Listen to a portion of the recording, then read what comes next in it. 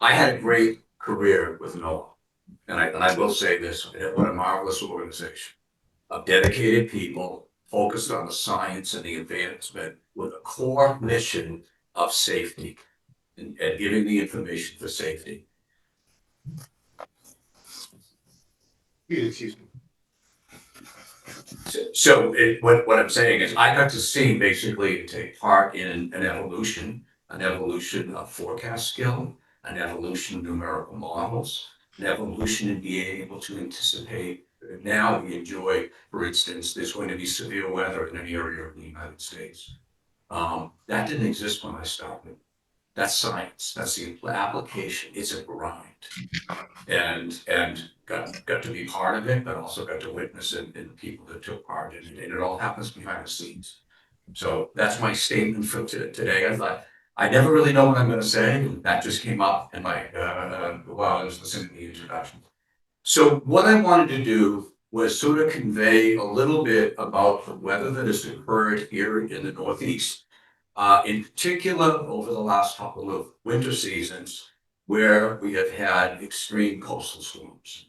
And there are similarities, and that's what I'm going to basically dwell on, is the similarities. There's minor differences between the storms, and those minor differences mean a lot as to water level, wave, and all that. So you'll come to some conclusions at the end. I don't have solutions, meaning solutions for the future as to what next winter is going to be or what the trend is going to be. There are some slides at the very end that talk a little bit about that.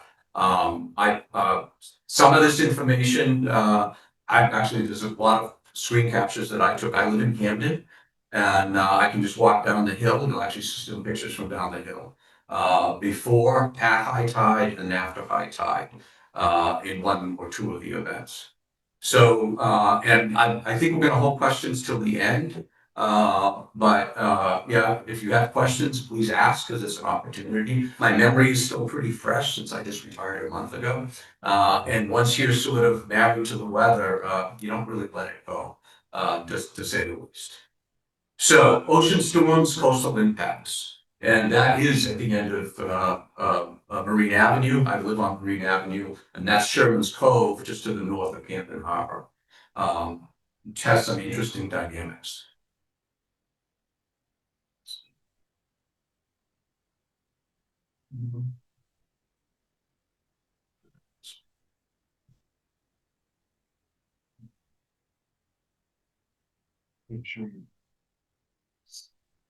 There we go.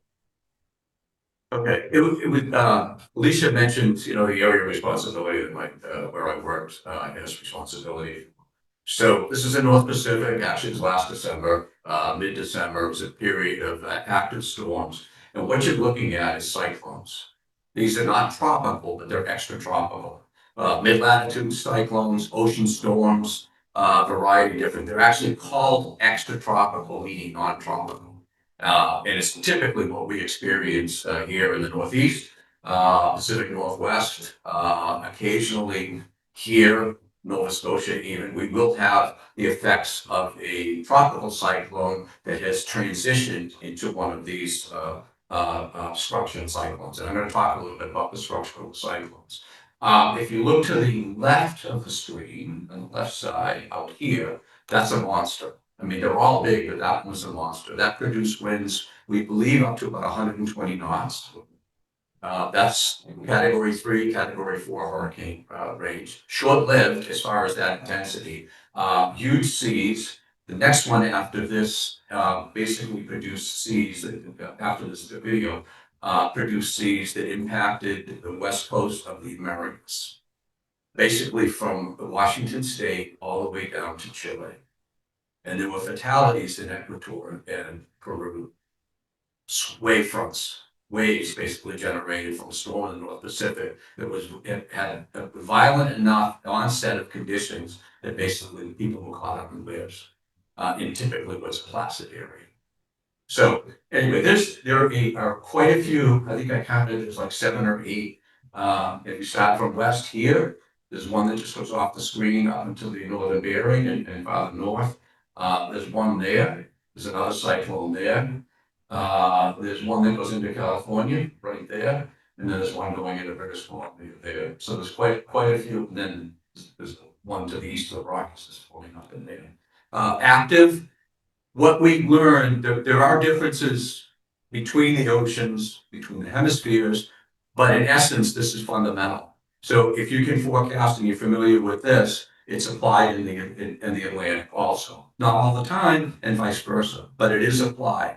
So especially on the extreme end with storms. There we go.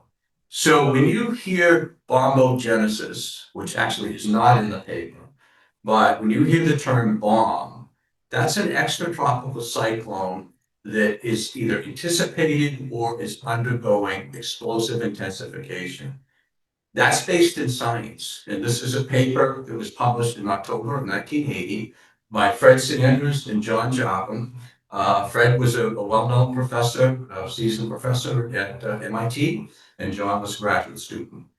John has since had a 40-plus year career at McGill University and has remained active. Fred unfortunately passed away in the 90s, or actually 2000, early 2000s. But this is a paper, basically, I'm not going to go through the paper. I just wanted to give you the proof that the term bomb actually has a definition. And a loose definition is that the central pressure of a low pressure system of an extratropical low deepens at 1 millibar per hour or 24 millibars in 24 hours. Millibar, hectopascal are the same. I honestly have never done inches of mercury. And because it's just sort of an abstract, it's basically on the science side, we do either hectopascals or millibars. So 24. But the real definition is that's 24 at the latitude of 60 north. Farther south, it goes down to at about 30 north, it's about 11 millibars in 24 hours. So it's latitude adjustment of the scale, but that gets a little complicated when trying to describe to the public. A cyclone that meets the definition at the latitude, basically, or the equal of it with a minimal, is say 24 at 24 at 60 north. Then that's the unit is called a bergeron. Some of the East Coast cyclones and occasionally the West Pacific storms can have deepening rates as high as 3 and 4 times the bomb.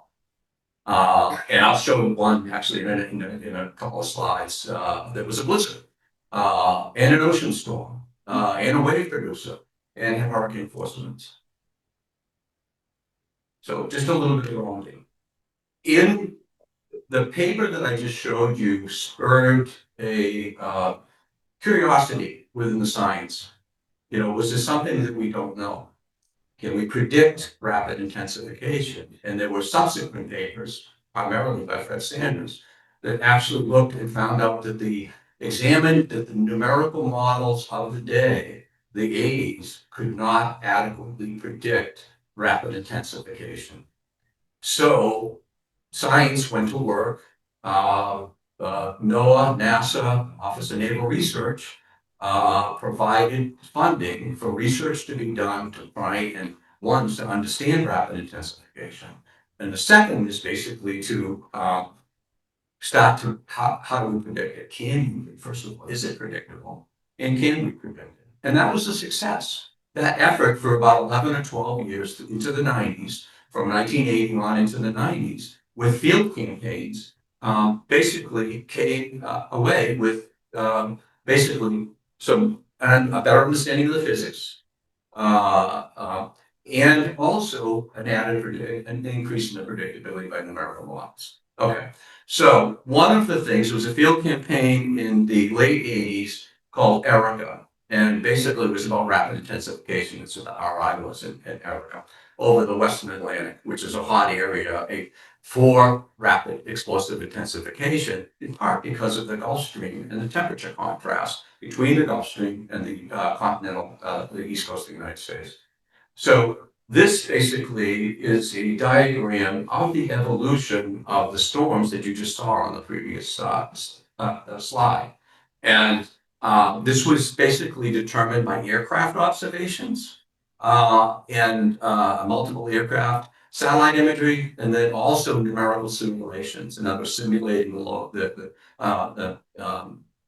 low pressure evolution. So incipient, or we would call this an open wave, to a frontal fracture. What you're looking at here are fronts, areas of temperature difference. And that's what the bottom here is basically the evolution of the temperature gradients in a storm.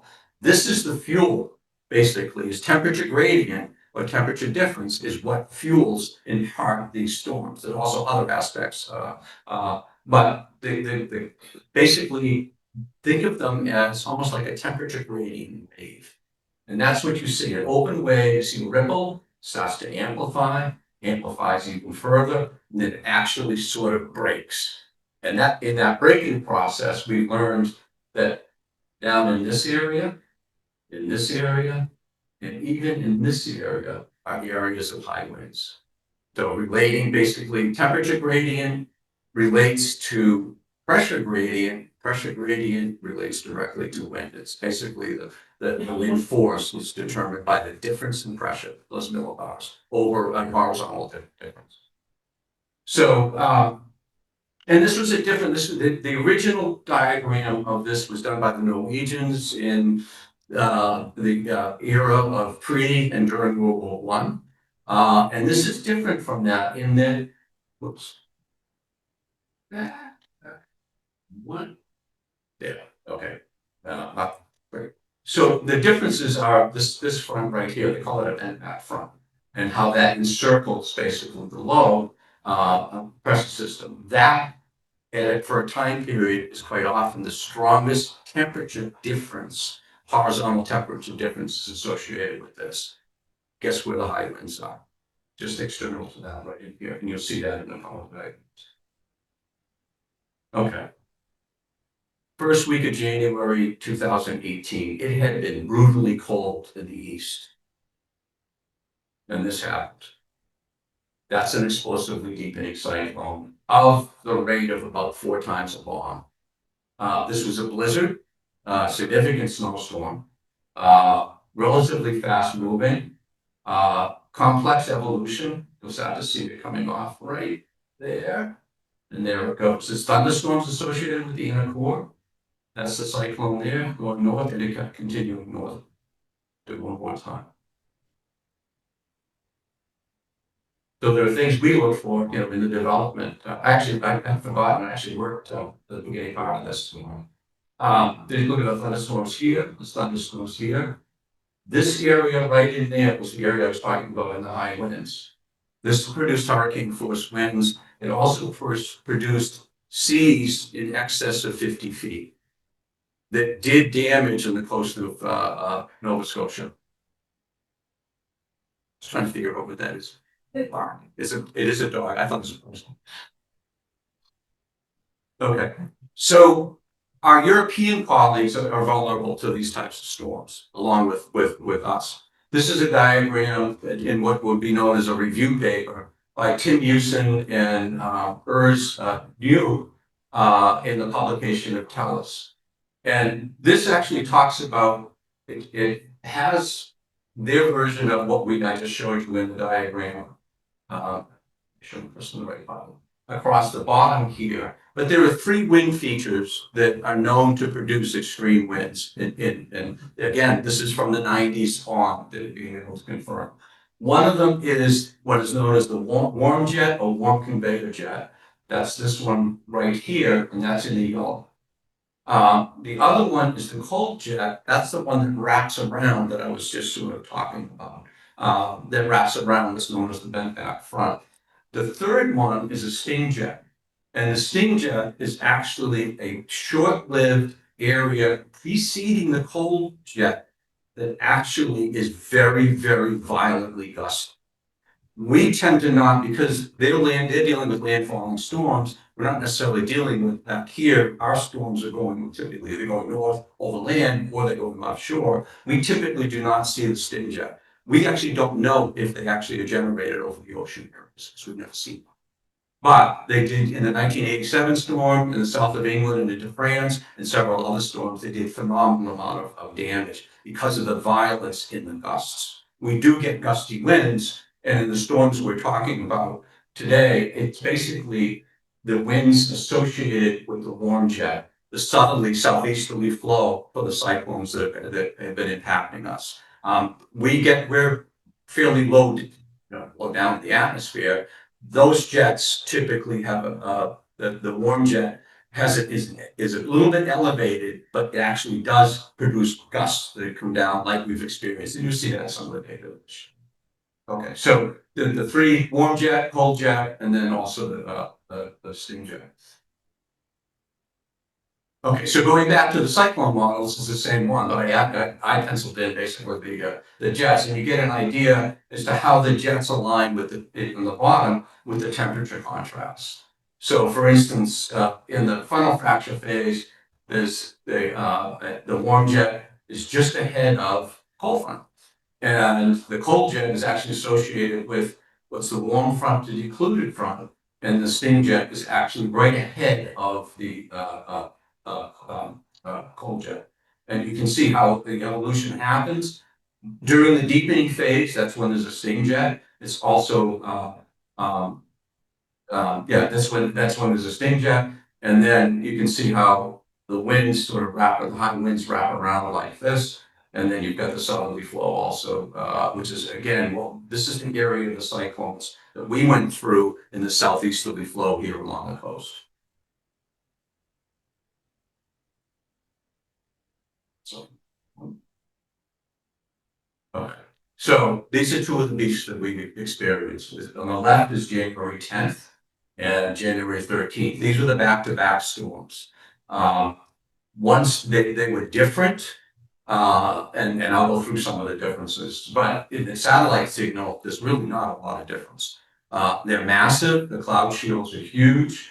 Obviously, for instance, on the we're in this area right here. So this is the cold front.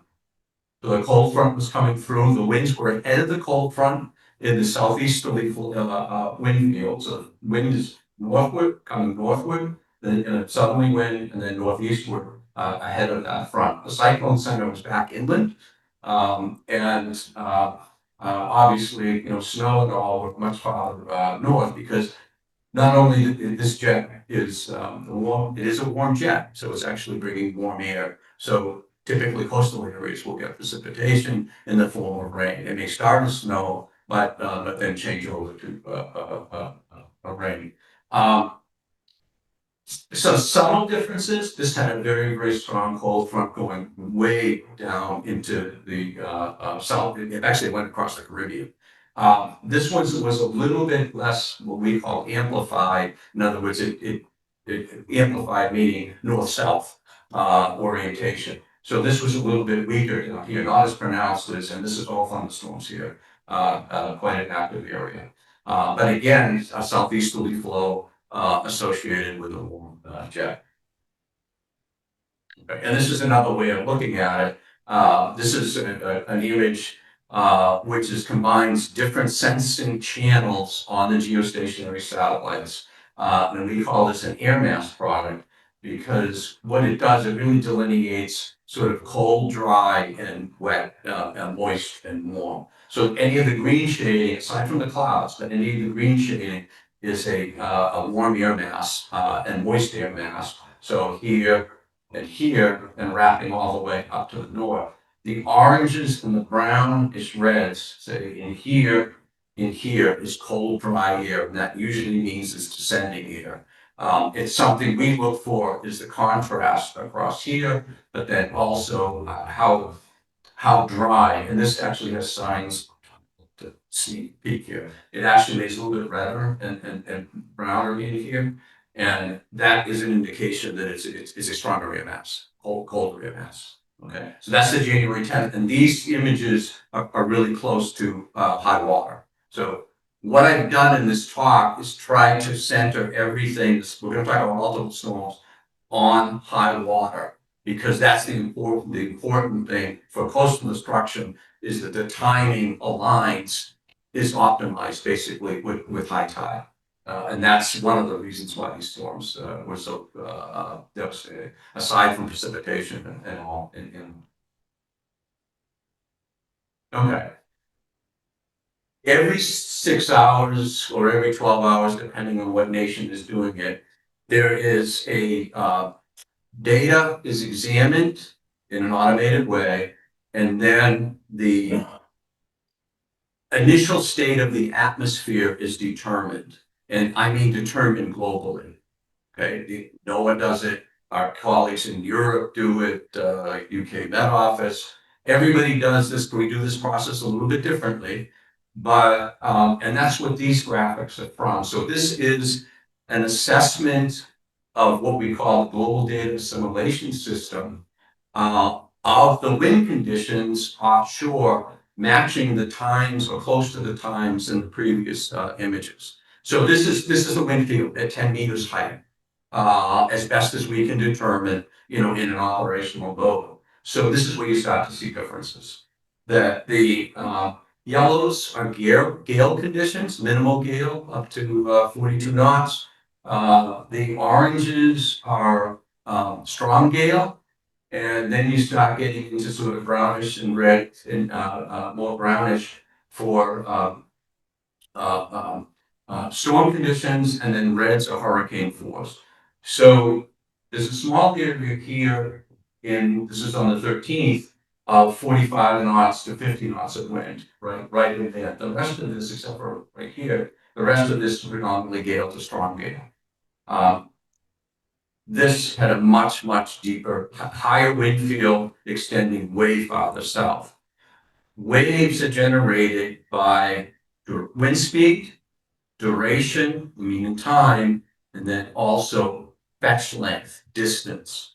So the fetch length here is much, much longer than the fetch length for the extreme winds. Also, the wind turning when the cold front is a little bit sharper with this storm system than this one, which was more gradual. That gradual nature basically means that the cold front wasn't strong. Okay. All right. So there's some evidence there that this was nasty, was comparing the two. Even both storms were horrific. Okay. So let's go ahead and look at some evidence. If I can get this to. So this is 2 hours before high water in Sherman's Cove, just north of Camden. And this is the end of Marine Avenue, where I live at the top of Marine Avenue.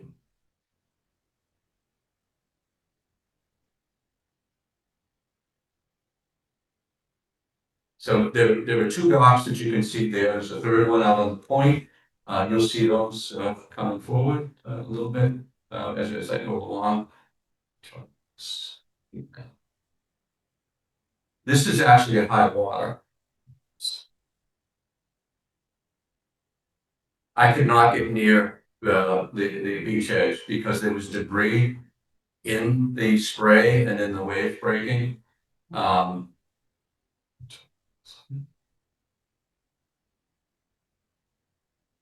And if you look out, you'll see pieces of docks going by. There's a board just by the kayaks going by.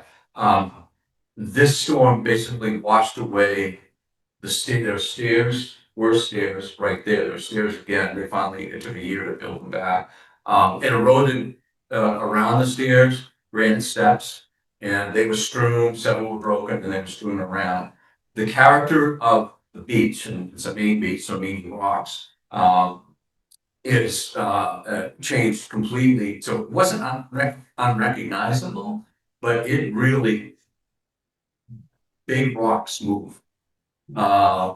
And the difference between 2 hours before and this time was really significant. This time the wave action getting up and really getting into where it could move things.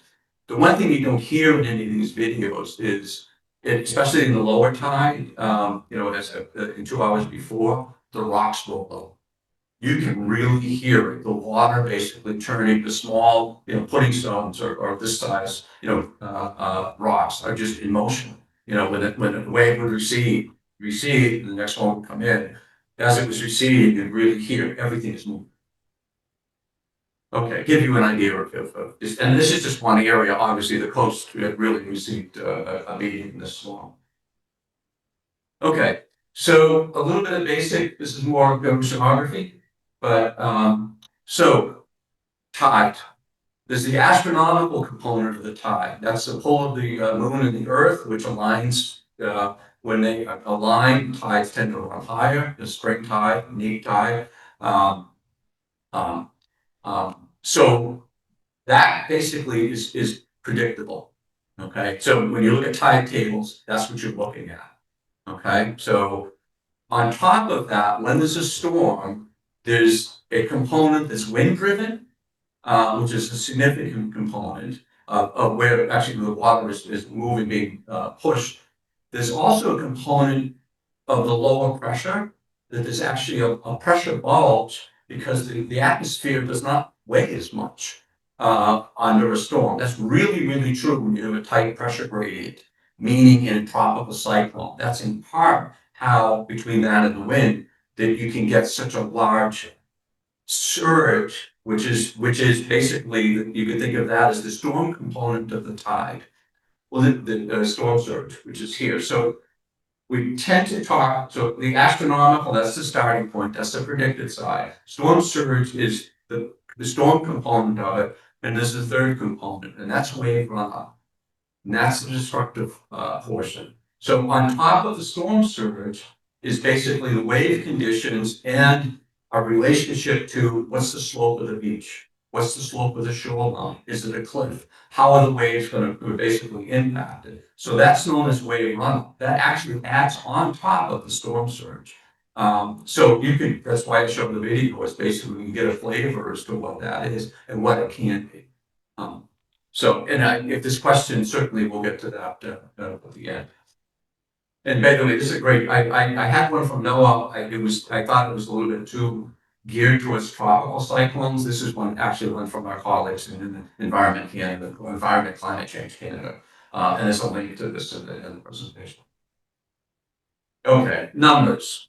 This is not the best way to show things, but, and I'm only going to reference this. So here, what I've done for both Portland and Bar Harbor, those are the two gauges, tide gauges that we have here in Maine that are relevant to this portion of the coast. And these are events. So here is the 13th of which holds the record, 13th of January 2024. The high tide was at highest tide was at 17. That's in UTC. So that's Universal Time, or GMT, or Zulu time. The correction at this time of year is 5 hours. So this would basically be at noon. So 12 Eastern Standard Time. The predicted tide was 11.197 feet. The actual was 14.56, and the surge was 3 feet, 3.36 feet.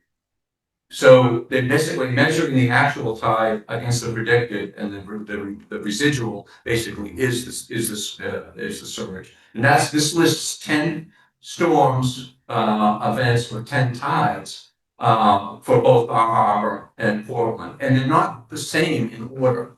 Meaning that for instance, the 1978, the blizzard of 78 in Portland, which was closer to the storm and the northeasterly flow, basically was number 2, and this storm surpassed it.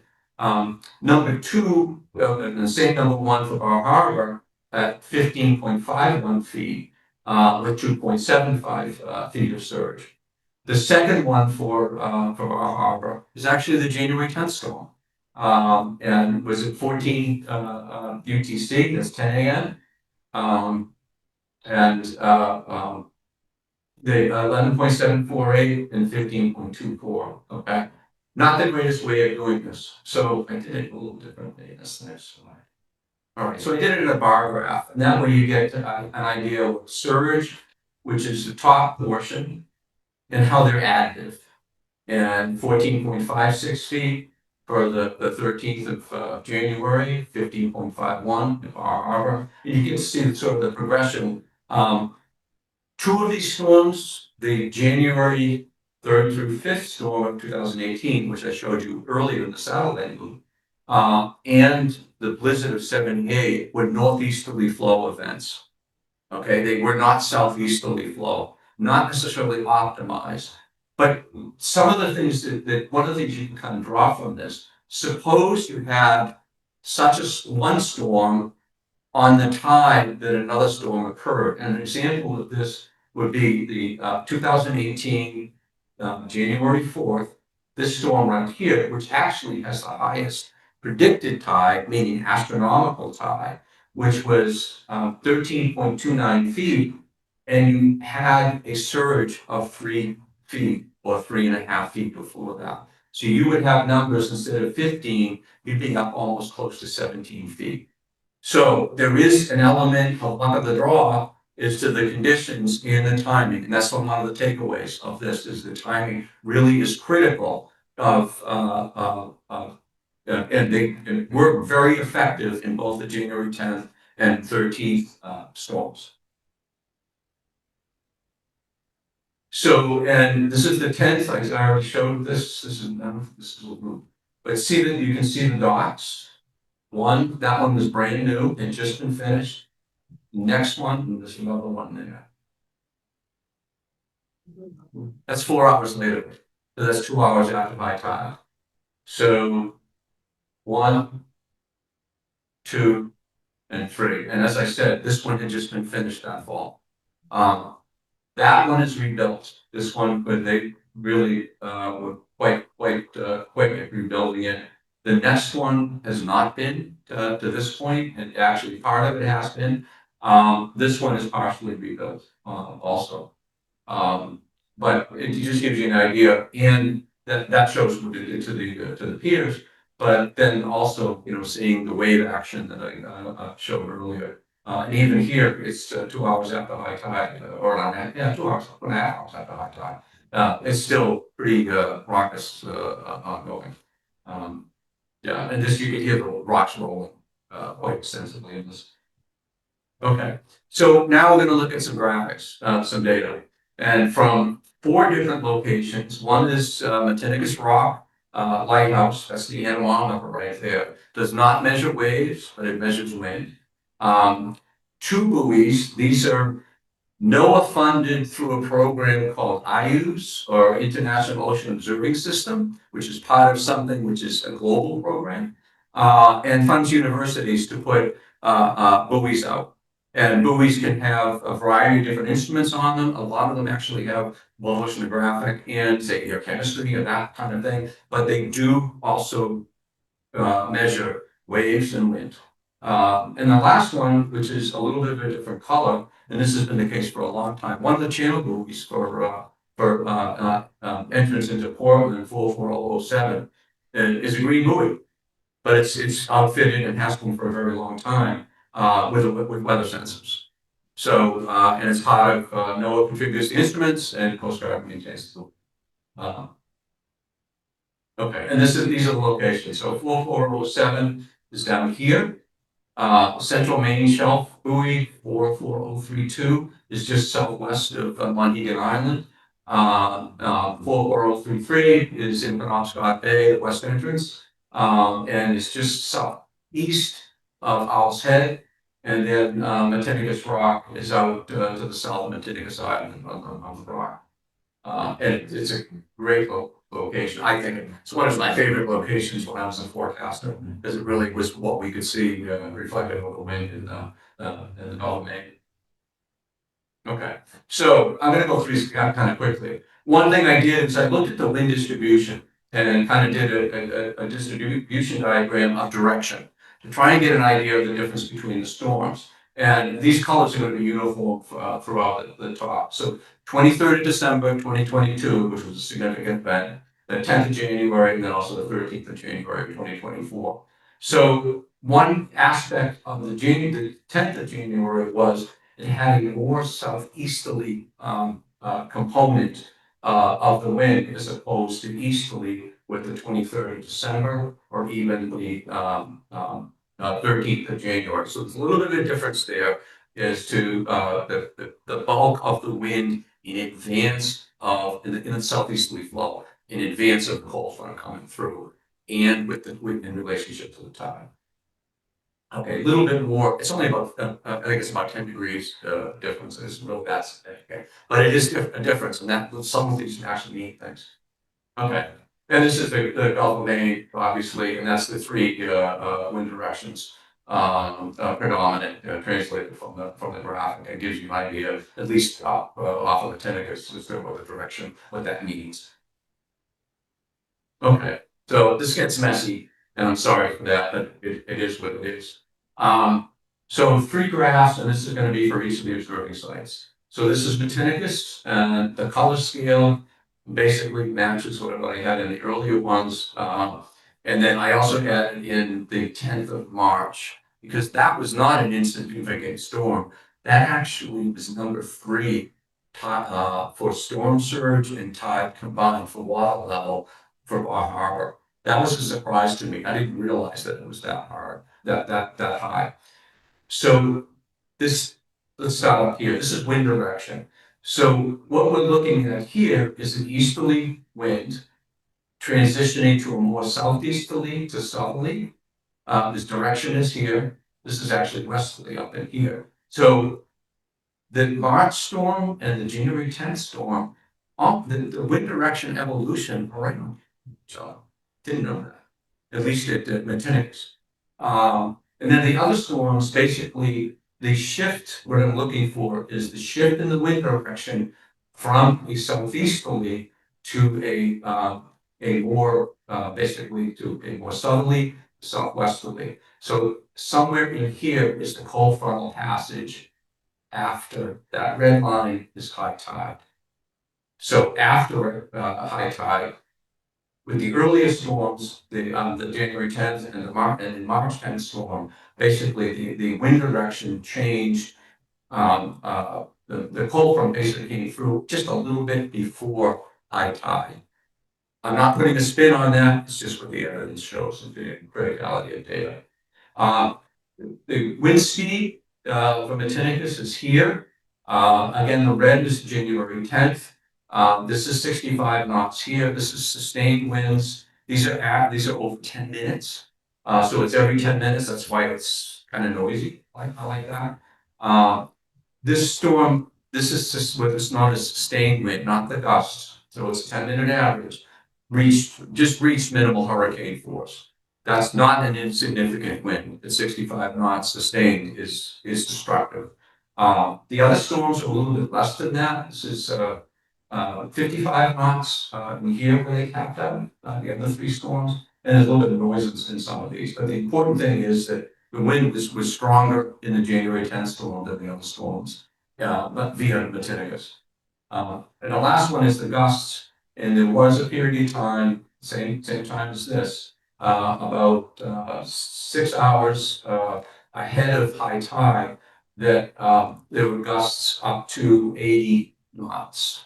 And I know my house is at 120 feet, the top house is at 140 feet. It's kind of equivalent to the underwater of Tinnicus, and we just needed just north of Hampton, and it was screaming, and violent gusts. The other, basically, the March storm actually gusted just a minimal hurricane force. And minimal hurricane force is kind of like saying, it's going to hurt, but it's just a matter of how much. Okay, and it doesn't mean the other storms are not significant. They are, because they all reached 60 to 65 knots of gusting winds for a period of time. The length of the high winds also with the January storm was via Tinnicus was longer than with the other storms, and that I think is reflective that part of that's the motion of the storm and all. So let me keep going. I'm not one that likes to give graphics, the portrayals like that, or slides with text on, a lot of text on. So I'm going to talk about wave heights, and I have to couch that. And the value that we use internationally, around the globe, is something called significant wave height. And it really is the 1/3, the average of the 1/3 highest of the waves. Okay, it's a standard. When a satellite measures waves, that's what the standard that it is meeting, and there are satellite altimeters that do that. So HS in the distribution, okay, so you get a lot of waves that are like this, then you get a little higher than that. The mean height is here. We're maybe biased a little bit in the fact that we're more interested in what the destructive nature is. So HS also is, if you're an observer on a ship, this is what you tend to come away with. So it kind of has a dual purpose, but so any of the numbers you see here, they're going to be HS or significant wave height. Right. So this is buoy 4407, the one off of Portland, and it's I did the graphics a little bit differently because I had to add the waves in just to make the tinnitus. So wind direction is here, and you've kind of seen this. The one thing is because this is farther southwest, the funnel passage for the 10th of January was earlier than it was at Matinicus, because it was again, it was farther west, with west to east moving front. And you also see primarily, where the numbers are on 135, 90, 135, 180, southeasterly, and then in relationship to the tide, they basically go to southwesterly to westerly up in here. So again, pretty close timing with the cold front coming through. So southeasterly going to southwesterly, and then to westerly. Um, uh, Highest wind here also low, because it's a lower anemometer, was up 38, 39 knots in here, but a good long area, period of time of strong gale conditions. On the wave height side, that's a 20 right there. So about 23 feet in the January 10th storm was the highest, and not too far behind is about 20 feet from the other storms. So comparable in height, but still, 23 feet versus 20. Okay. This is the buoy just to the central main shelf, just southwest of the southern tip of Mohegan.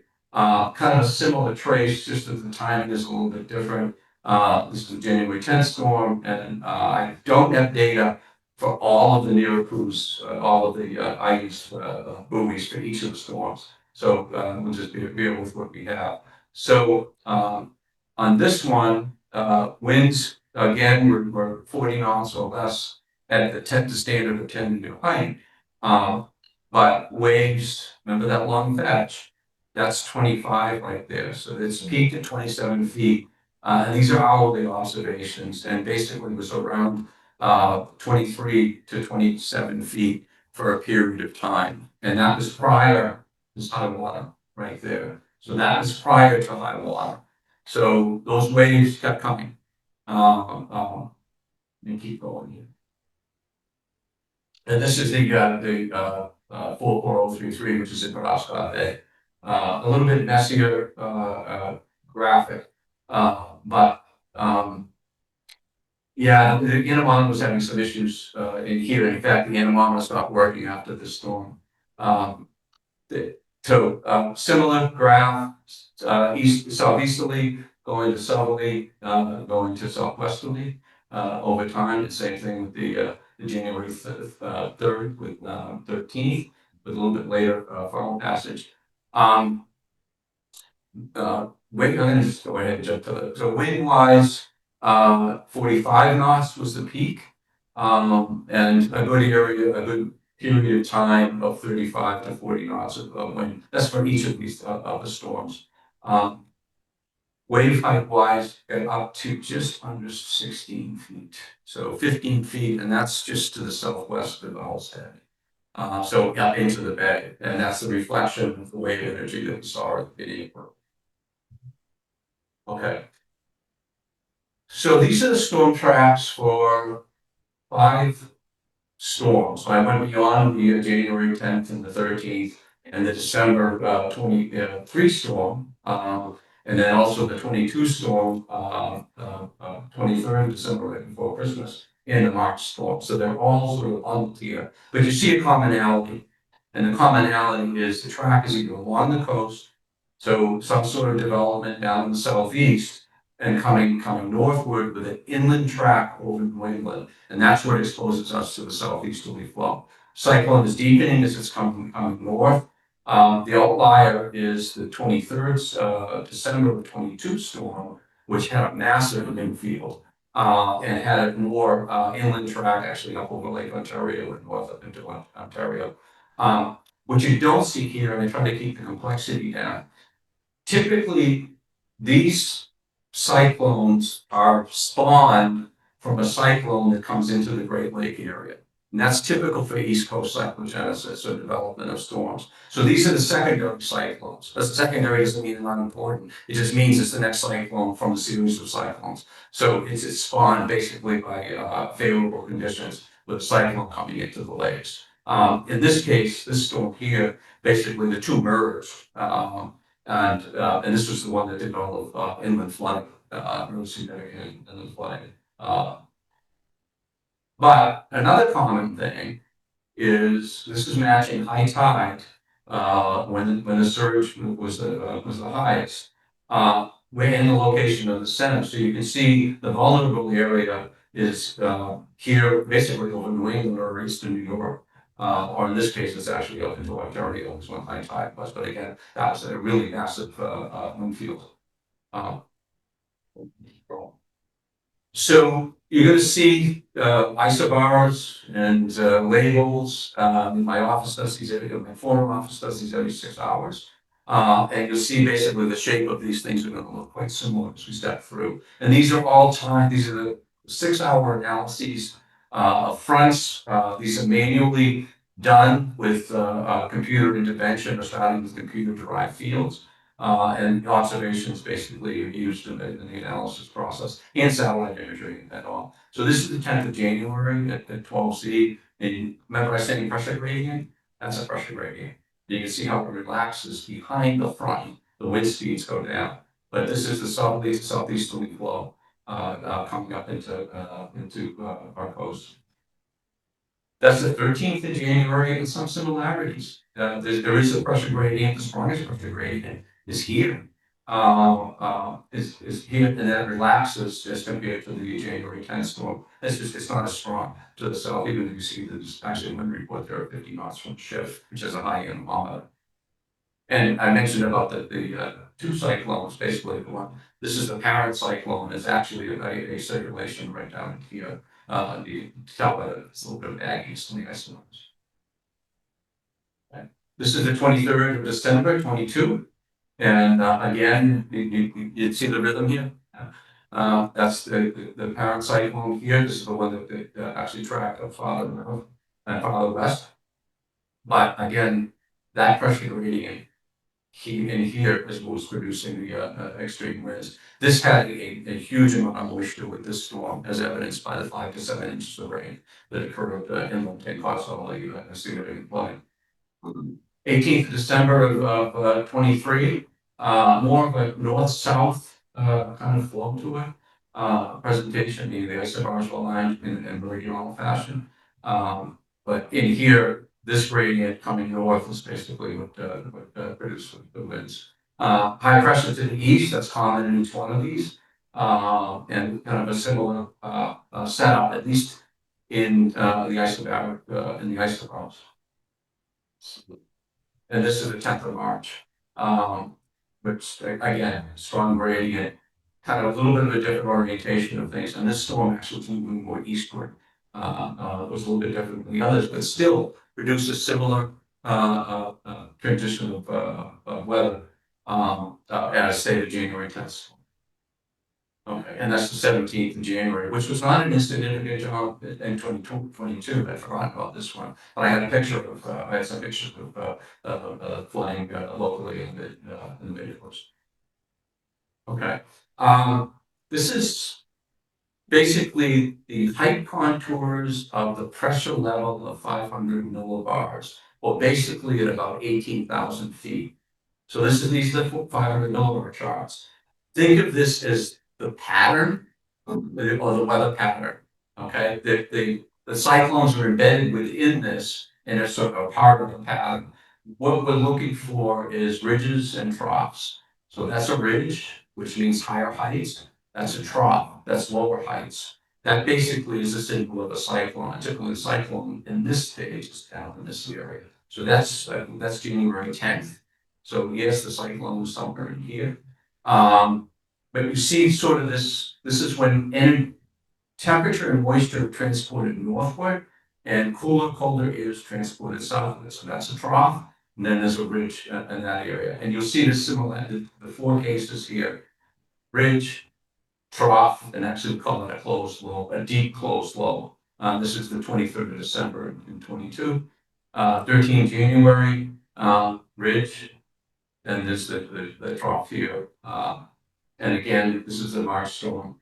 And a little bit of the different, the ridges in it strong, but a little bit different, but still, the common pieces are all together. So this is more of a sort of an explanation than anything else. Is one of the things we look at is anomalies. And what these graphics are done, they're done by a lab and produced on they're available on the web. Basically, you can recall these over time. What it does is it compares what's thought to be climatology or normal with what's ongoing during the time. These are 3-day periods centered on when the event happened here in May.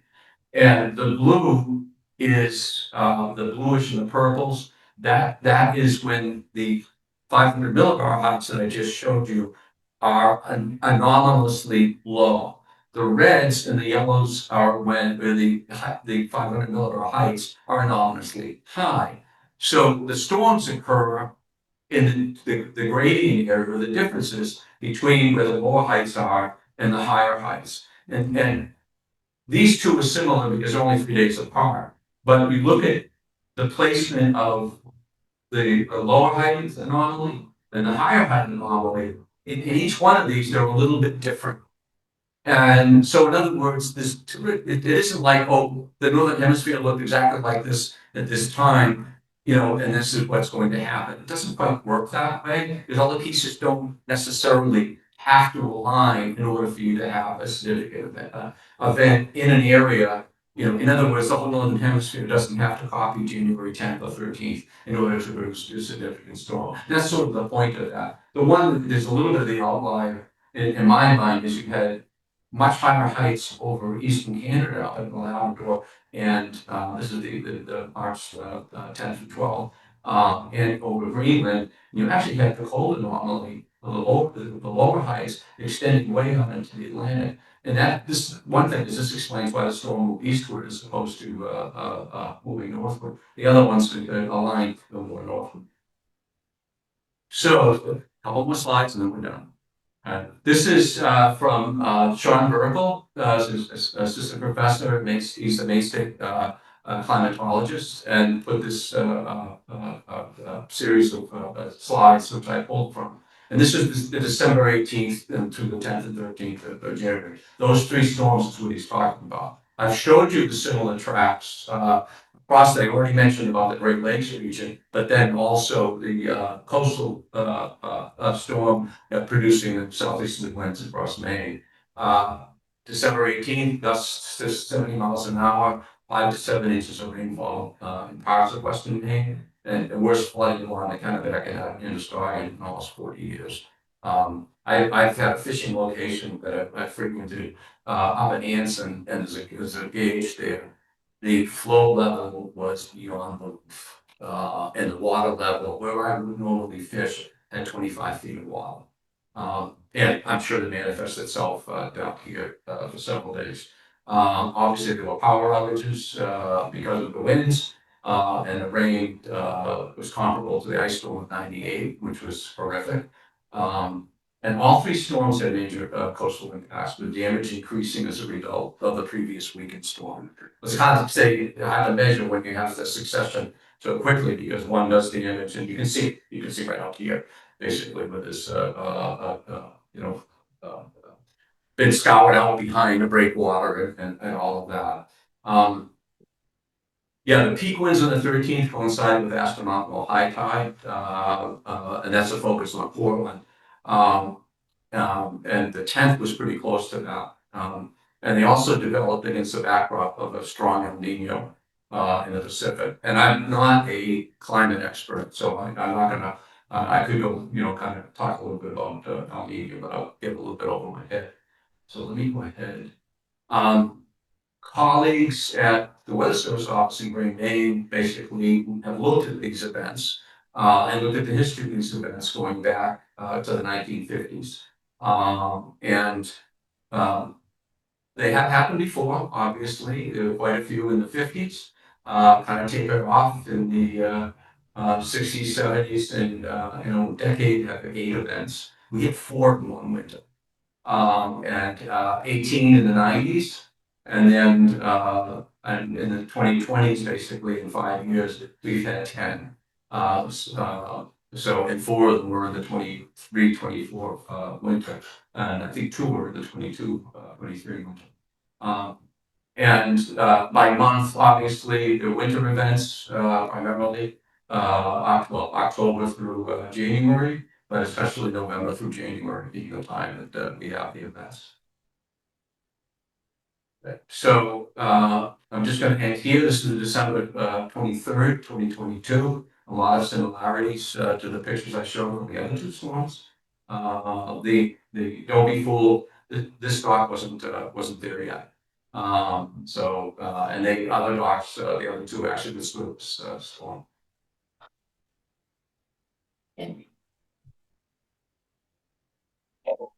Get summed up because I think you can hear the rocks rolling in this one. I'm sorry for that.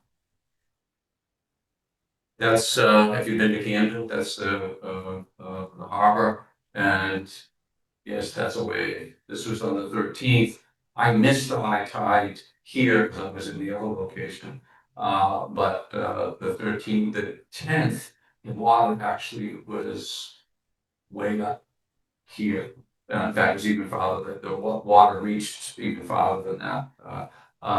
The waterfront restaurant that was here was flooded again during that, actually back to back, but it had been flooded earlier than in the 18th of January of that year. It's a shame to see the damage, and this is just a microcosm of what happened up and down the coast for the damage was.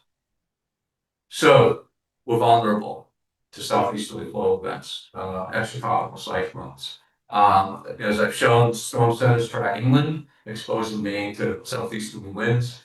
I've tried to make the point of the timing of high tide, winds, waves together. And of course, what's the astronomical state of the tide? Is it uh, higher tide because of the phase of the moon and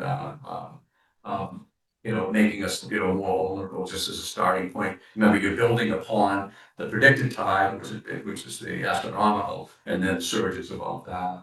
I've tried to demonstrate how observations are used and how critical they are in determining what happened, how it happened, what are the vulnerabilities, and basically the timing of things. We're in a time when these storms aren't a surprise. I mean, they're typically 5, 7, even could be up to 10 days in the future, forecast wise. The impacts maybe not, but at least you have an idea that there's going to be a storm and that this is threat. And that is something that really has changed in my time, working in the profession. The recent storms, obviously multiple hazards, flooding, rain, wind, waves, and coastal inundation. This past winter, we had more of a west to east storm track or more of a northeasterly flow events where we really didn't get the events such as this of the significance. That doesn't mean that that's not going to be the case coming forward. I always get a little bit worried when I see linking El Nino to a because you can have a pattern that's anomalous even with a background of a larger kind of climate event. There isn't always a 1-to-1 ratio. A good example in my profession would be, there were 5 hurricanes in 1992. One of them was Andrew. So even though there were 5 and it was an El Nino year, one of them was really, really significant. So in other words, preparation and awareness really, you can't really put your, let your guard down.